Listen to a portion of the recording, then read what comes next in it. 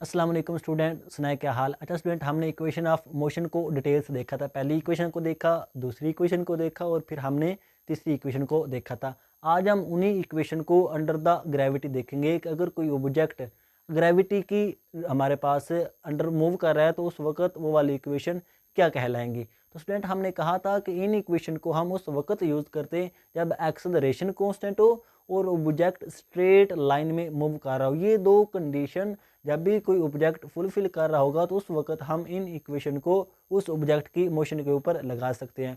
पहली कंडीशन क्या थी कि वो वाला ऑब्जेक्ट स्ट्रेट लाइन में मूव कर रहा हो, और दूसरी इक्वेशन क्या थी कंडीशन, दूसरी कंडीशन ये थी कि उस ऑब्जेक्ट का एक्सेलरेशन कांस्टेंट हो। अब जब कोई भी ऑब्जेक्ट ग्रेविटी के अंडर मूव करता है तो वो ये दो वाली जो कंडीशन है इनको फुलफिल कर रहा होता है। अब कैसे फुलफिल कर रहा होता है, क्योंकि स्टूडेंट अगर हम इस कोई भी ऑब्जेक्ट को ऊपर ऐसे फेंकेंगे तो एक तो इसकी जो मोशन है वो क्या होगी, स्ट्रेट होगी। ऐसे अगर हमने इस ऑब्जेक्ट को ऐसे ऊपर फेंका तो जब जैसे ही ये नीचे आया तो ये स्ट्रेट लाइन में नीचे आएगा। अब बात आप कर रहे होंगे प्रोजेक्टाइल मोशन की, जो कि नेक्स्ट हमारा टॉपिक है, बहुत ही इंटरेस्टिंग टॉपिक है। वो क्या कहलाता है, 2D मोशन कहलाता है। लेकिन स्टूडेंट उसमें भी जब हम 2D मोशन को देखते हैं तो पहले एक्स एक्सिस को देखते हैं, फिर ये इक्वेशन लगाते हैं। देन हम वाई एक्सिस के मोशन को देखते हैं और फिर वाई एक्सिस के ऊपर हम क्या लगाते हैं, इन इक्वेशन को लगाते हैं, जो कि अलग अलग क्या बन जाती हैं, स्ट्रेट मोशन ही बन जाती है। तो क्या मतलब ये इक्वेशन उस वक्त लगा सकते हैं जब कोई ऑब्जेक्ट स्ट्रेट लाइन में मूव कर रहा हो और दूसरा उसका एक्सेलरेशन कांस्टेंट हो। अब ग्रेविटी जो कि एक्सेलरेशन है जी, ये स्टूडेंट किसी भी ऑब्जेक्ट जो कि ग्रेविटी के अंडर मूव करता है वो इतने एक्सेलरेशन के साथ ऊपर से नीचे आएगा, तो इस वक्त इसलिए इसकी वैल्यू क्या होती है, कांस्टेंट होती है, जो कि हमारे पास 10 के इक्वल होती है 9.8 ms-2, जिसको हम जो हमारे पास है कैलकुलेशन के लिए 10 ही कंसिडर करते हैं। तो ये दो कंडीशन जब कोई भी ऑब्जेक्ट फुलफिल कर रहा होगा तो उस वक्त हम उस मोशन के ऊपर इन तीनों इक्वेशन को अप्लाई कर सकते हैं। अब हम देखते हैं कि इन तीनों इक्वेशन को जो कि कोई ऑब्जेक्ट ग्रेविटी के अंडर मूव कर रहा हो तो कैसे हम उसके ऊपर अप्लाई करते हैं। तो हमें पता स्टूडेंट,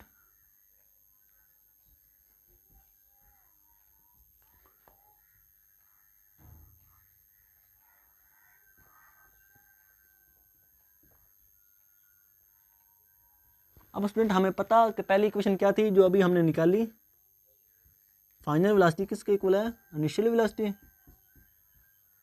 और एक्सेलरेशन के। अब कोई ऑब्जेक्ट अगर ग्रेविटी के अंडर मूव कर रहा होगा तो स्टूडेंट उसका एक्सेलरेशन क्या होगा, उसका एक्सेलरेशन ग्रेविटी का एक्सेलरेशन होगा स्टूडेंट।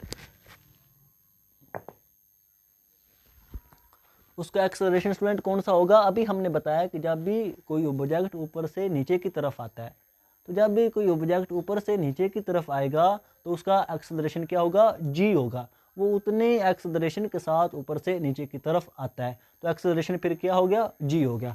तो सिंपली हम क्या करेंगे, प्लस एक्सेलरेशन की जगह पे क्या लगा देंगे, जी लगा देंगे, क्योंकि जी भी एक एक्सेलरेशन है जिसकी वैल्यू क्या होती है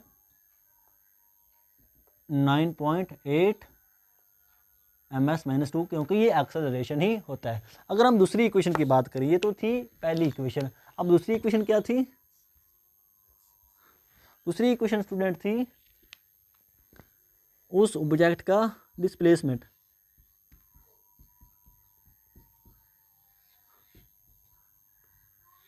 सिंपली अब हम क्या करते हैं, किसी भी अगर कोई ऑब्जेक्ट ग्रेविटी के अंडर मूव कर रहा है तो क्या होगा, वो डिस्प्लेसमेंट कुछ ना कुछ तो स्टूडेंट कवर करेगा ना। अगर सपोज अगर हमने इस ऑब्जेक्ट को ही फेंका है तो इसने इधर से लेकर इस पॉइंट तक क्या किया, डिस्प्लेसमेंट कवर किया। अगर हमने इस ऑब्जेक्ट का डिस्प्लेसमेंट फाइंड करना है तो हम क्या लगाएंगे, इस इक्वेशन को लगाएंगे। लेकिन क्या करेंगे, अब एक्सेलरेशन कौन सा होगा, अब एक्सेलरेशन ग्रेविटी का होगा, क्योंकि ये वाली जो ऑब्जेक्ट है ये ग्रेविटी की वजह से नीचे आ रहा है, तो एक्सेलरेशन कौन सा होगा, ग्रेविटी के वाला होगा। तो क्या डिस्प्लेसमेंट बन जाएगा, इनिशियल वेलोसिटी जी टी का स्क्वायर, क्योंकि एक्सेलरेशन की जगह क्या आ गया, जी आ गया। अगर अब हम देखते हैं तीसरी इक्वेशन को जिसको हमने कैलकुलेट किया था स्टूडेंट, तो वो क्या थी, 2as is equal to v का स्क्वायर माइनस वी का स्क्वायर। अब ये क्या था कि किसी भी ऑब्जेक्ट की इनिशियल वेलोसिटी और किसी भी ऑब्जेक्ट की फाइनल वेलोसिटी, इनका स्केयर लें और इन स्केयर का हम क्या करें, डिफरेंस लें, फ़र्क लें। तो वो वाला जो फ़र्क होगा वो किसके इक्वल आएगा, वो इस 2as के इक्वल आएगा, जो कि क्या है, मल्टीपल है डिस्प्लेसमेंट का जो उस ऑब्जेक्ट ने कवर किया, साथ में एक्सेलरेशन का और साथ में 2 का। तो अब हम क्या कहते हैं कि ये जो हमारे पास ऐसे ऑब्जेक्ट को ऊपर फेंका और ऑब्जेक्ट क्या है, नीचे आया, इसकी इनिशियल वेलोसिटी पहले थी, फाइनल वेलोसिटी जब ये ऊपर पहुंचा क्या होगी, 0 होगी। तो इनमें जो डिफरेंस आया स्टूडेंट, वो वाला जो डिफरेंस होगा वो किसके इक्वल होगा, 2as के इक्वल होगा, जो कि अगेन क्या बन जाएगा, 2gs, क्योंकि एक्सेलरेशन अब कौन सा है, ग्रेविटी वाला। ऐसे अभी तो हमने 3 इक्वेशन को देखा था, ये अब इक्वेशन क्या बन गई, अंडर द ग्रेविटी बन गई। और इन इक्वेशन की क्या कंडीशन थी कि एक बॉडी जो है वो स्ट्रेट लाइन में मूव करे और दूसरा उसका एक्सेलरेशन क्या हो, वो कांस्टेंट हो। तो जी हमेशा कांस्टेंट होता है, इसकी वैल्यू जो है वो 9.8 होती है, लेकिन ये चेंज भी होता है। चेंज कब होता है, जब हमारे पास डिस्प्लेसमेंट ज़मीन से बढ़े, तो ये उस फासले के हिसाब से चेंज हो जाता है। लेकिन जो हम ज़मीन के नियर, जो हमारे पास ज़मीन के करीब मोशन को देखें, तो उस वक्त जी हमारे पास तकरीबन इतना ही होता है, जो कि कांस्टेंट वैल्यू होती है। इसलिए हम इस जो हमारे पास करीब होता है ज़मीन के मोशन, उसके ऊपर हम इन इक्वेशन को जो हमारे पास है फिट कर सकते हैं, इन इक्वेशन को लगा सकते हैं। अब हम एक न्यूमेरिकल छोटा सा देख लेते हैं,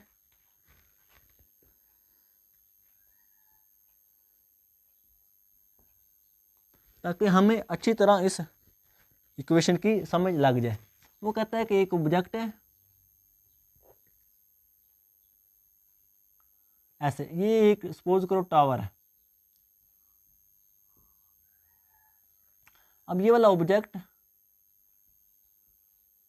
जिसका मैस क्या है 5 kg, ये एक 5 kg का स्टोन है, पत्थर है, इसको हमने फेंका यहाँ से, ऐसे नीचे ही आया स्ट्रेट लाइन में, ऐसे ये नीचे आ गया। अब जब ये नीचे आया तो इसने टोटल कितना टाइम लिया, 5 सेकंड का टाइम लिया। एक ऑब्जेक्ट है, पत्थर है, 5 kg का, 5 kg का। जब हमने उसको टावर से गिराया, तो जब वो गिरेगा तो वो टोटल कितना टाइम लेगा, 5 सेकंड का, ये वाला 5 सेकंड का वो वाला टाइम लेगा।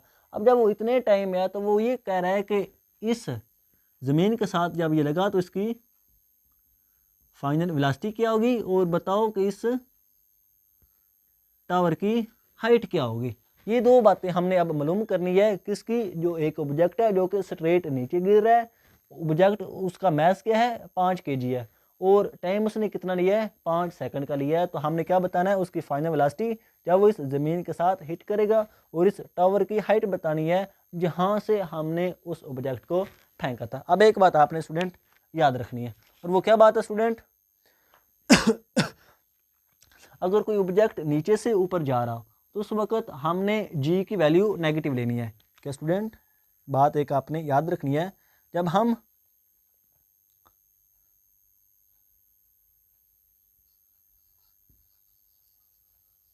नीचे से ऊपर जाएंगे तो उस वक्त क्या होगा, जी क्या होगा स्टूडेंट, नेगेटिव होगा, क्योंकि मोशन जी के अगेंस्ट हो रही। जो ग्रेविटी है वो ऑब्जेक्ट को नीचे खींच रही है, और जो मोशन है, जो हरकत है, वो ऊपर हो रही है। तो इसलिए दोनों अपोजिट डायरेक्शन में, तो जी हमारे पास क्या हो गया, नेगेटिव हो गया। अगर हमारे पास बॉडी ऊपर से नीचे आए, तो उस वक्त क्या होगा, जी पॉजिटिव होगा। जी पॉजिटिव क्यों होगा, क्योंकि जी भी, ग्रेविटी भी ऑब्जेक्ट को नीचे खींच रही, और जो उस ऑब्जेक्ट की मोशन है वो भी क्या है, नीचे की तरफ है, तो इसलिए जी क्या होगा, पॉजिटिव होगा। अब हमने क्या करना है, इस ऑब्जेक्ट की फाइनल वेलोसिटी को देखना है। तो फाइनल वेलोसिटी का ये formula student, under the gravity initial velocity plus G T. अब ग्रेविटी क्या होगी, पॉजिटिव होगी। पॉजिटिव क्यों होगी, क्योंकि ऑब्जेक्ट नीचे की तरफ मूव कर रहा है, ग्रेविटी की डायरेक्शन में ही मूव कर रहा है। अब स्टूडेंट क्या होगा, इनिशियल वेलोसिटी क्या है, ऑब्जेक्ट की 0 है। ऐसे हमने इनिशियल वेलोसिटी वो 0 क्यों, क्योंकि ऐसे वो ठहरा हुआ था, उसको हमने टावर से ऐसे नीचे फेंक दिया, तो इनिशियल वेलोसिटी उसकी क्या हुई, 0 हुई। और फाइनल वेलोसिटी हमने फाइंड करनी है, जो कि ज़मीन के साथ जब वो हिट करेगा उस वक्त होगी। जी हमने क्या लेते हैं, सपोज करो 10 ले लेते हैं, और टाइम उसने कितना लगाया, 5 सेकंड लगाए, तो ये उसकी फाइनल वेलोसिटी कितनी होगी 50 मीटर पर सेकंड। ये तो उसकी फाइनल वेलोसिटी होगी। अब हमने हाइट निकालनी है, तो हाइट के लिए हम दोनों फार्मूला स्टूडेंट यूज़ कर सकते हैं, ये भी यूज़ कर सकते हैं और इसको भी यूज़ कर सकते हैं, क्योंकि इसमें भी ये एस है, इसमें भी एस है। क्या हम दोनों में से जो मर्जी आप ले लें, हम उसको ले सकते हैं। अब हम क्या करते हैं, इस इक्वेशन को यूज़ करते हैं। तो ये एस हमारे पास क्या है, जो उसने टोटल डिस्प्लेसमेंट कवर किया, जो उसने फासला कवर किया, जो कि किसके इक्वल होगा, उस टावर की हाइट के इक्वल होगा, क्योंकि टावर से ही तो हमने उसको ऐसे फेंका था, और जितनी उस टावर की हाइट होगी उतना ही वो डिस्प्लेसमेंट कवर करेगा। तो हमारे पास ये हाइट किसके इक्वल आ गई,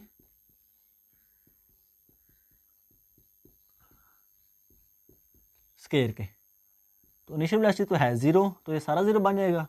1/2 ये 10 है, ये क्या बन जाएगा, टी का स्केयर क्या बन जाएगा 25 बन जाएगा। तो ये कट जाएगा, ऐसे काट लेते हैं, 5 और 25 और 50 कितने, 5 कितने हो जाएंगे 100 मीटर।